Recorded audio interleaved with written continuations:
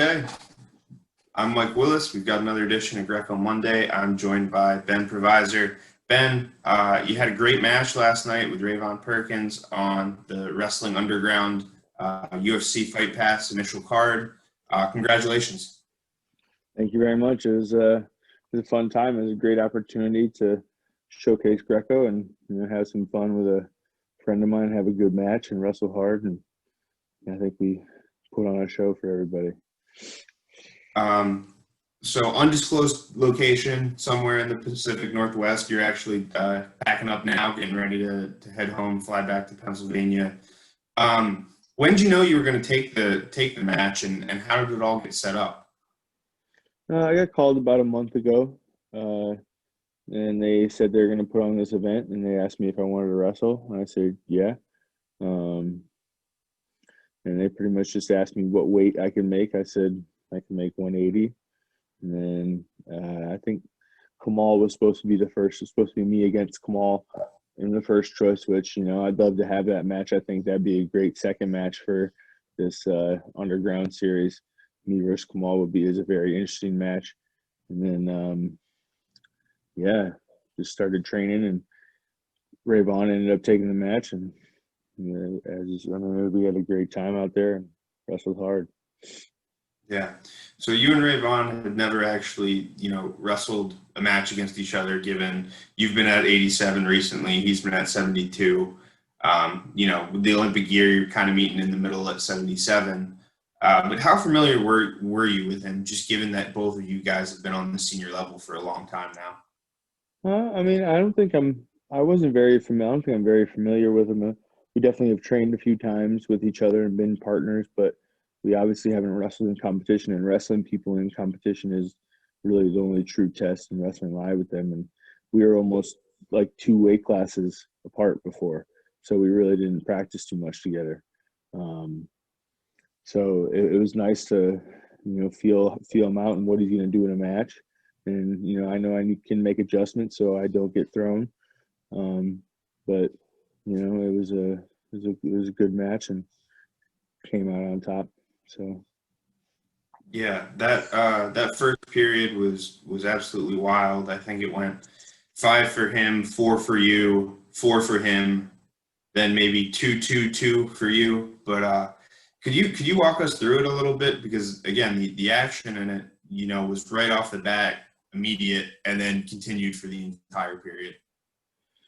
Yeah, I think Greco in the past has had a reputation at these events of being very boring, and that was something that we did not want to do. So we knew we were going to go get in there and start opening up right away, and that's what we did. We just got into positions and started trying to throw each other. And I think we had to put on for the Greco community to show how skilled and how good we are in America. And now hopefully we can get a few more of these events and even more Greco matches than just one.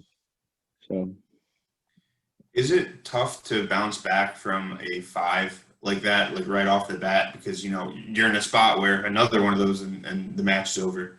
Obviously you didn't back down and you went for your own body lock and got 4. But is there any hesitation after you've been thrown like that?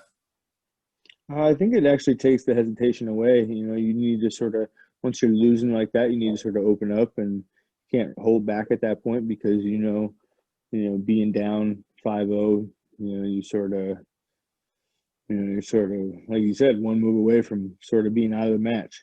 So I think it takes away that aspect. I think I need to be more offensive. I know I need to be more offensive when I'm losing like that. I guess it takes my what is it? My hesitation away. Say if I'm winning a match, like I was winning at the end of that, at the end of that period, I was winning, and sort of I just controlled the rest of the period. I controlled the next 3 minutes. I can easily do that to pretty much anybody in the world if I get a lead. I know I can. So, when I'm losing, I feel like I don't hesitate and I just attack through those situations. Yeah. So you guys, obviously a little bit of a different environment. You're inside the cage.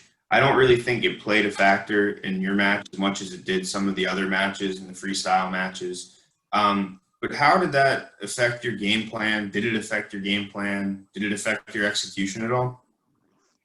No, I don't think it affected my game plan. I think I would have probably had a few push-outs in that second period, or maybe even a passive call, but uh, I don't think it affected my game plan at all. I think uh, what I wanted to do, go in there and get tired and wrestle hard for 7 minutes.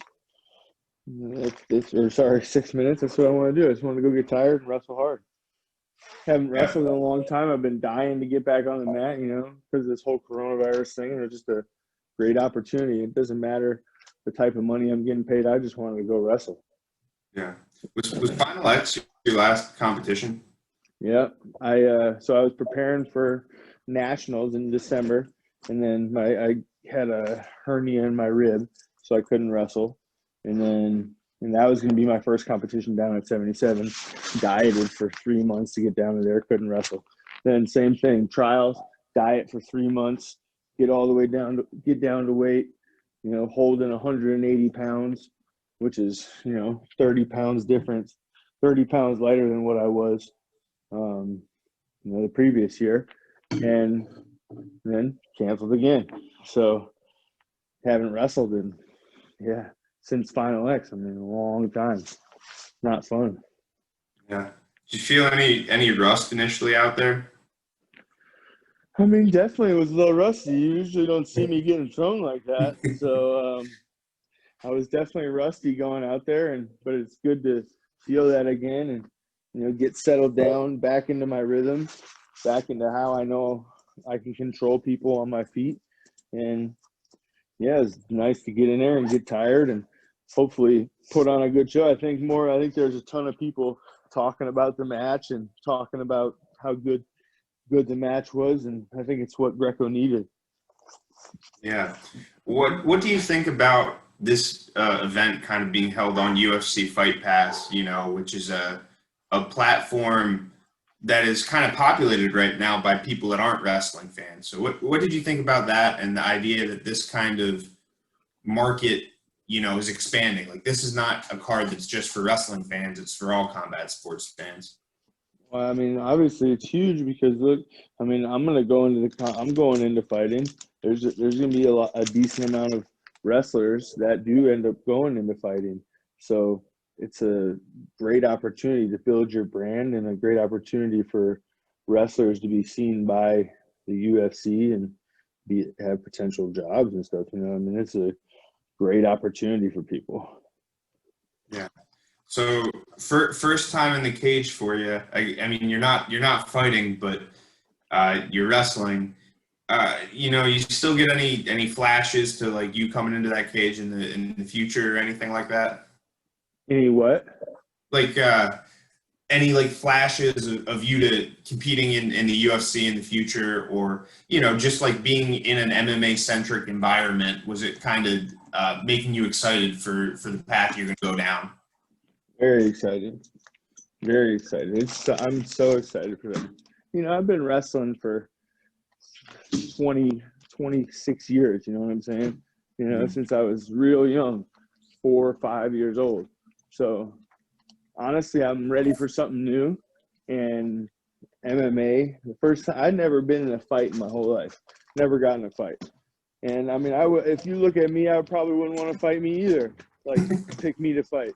So, I mean, what was it, 2013, I didn't make the world team. I lost to Bezic. And I was in a gym. And we were doing sparring, and I hit this guy with a left hook. And it was the first time I ever struck somebody, like, really clean in the face. And it was the most meant-to-be thing I've ever felt in my life. So as soon as I did that, I knew I wanted to fight after wrestling was, like, complete for me. Yeah. Have you taken any shots to the face yet? Do you know how you can hold up? Oh, yeah. Oh, yeah. I've been kneeing the face and punching the face a bunch. I got a pretty hard head.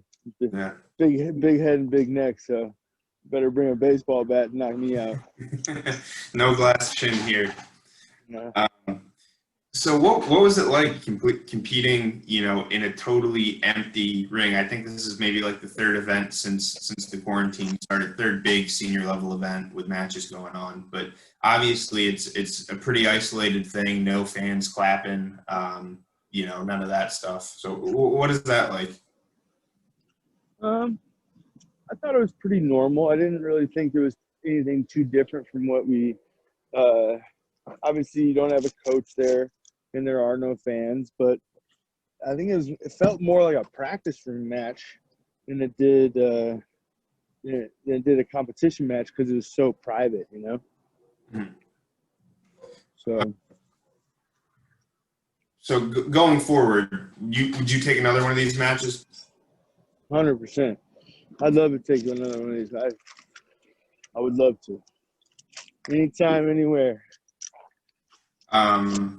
So I know you said you'd be interested in wrestling Kamal. Is there anybody else on your list that you think would make for a good match? Well, I mean, got Pat Smith at that weight too. He's the number one. I'd love to take him out before Olympic team trials. Let me take his seat away. So yeah, Pat Smith, Kamal, the top guys that are at my weight. I want you. All right, Ben. Well, I'm going to let you get on over to the airport and wish you safe travels back home to Pennsylvania. But thanks for putting on a show last night. It was a great match. Like I said, you and Rayvon really sold out. And, you know, good luck going forward. Thank you very much.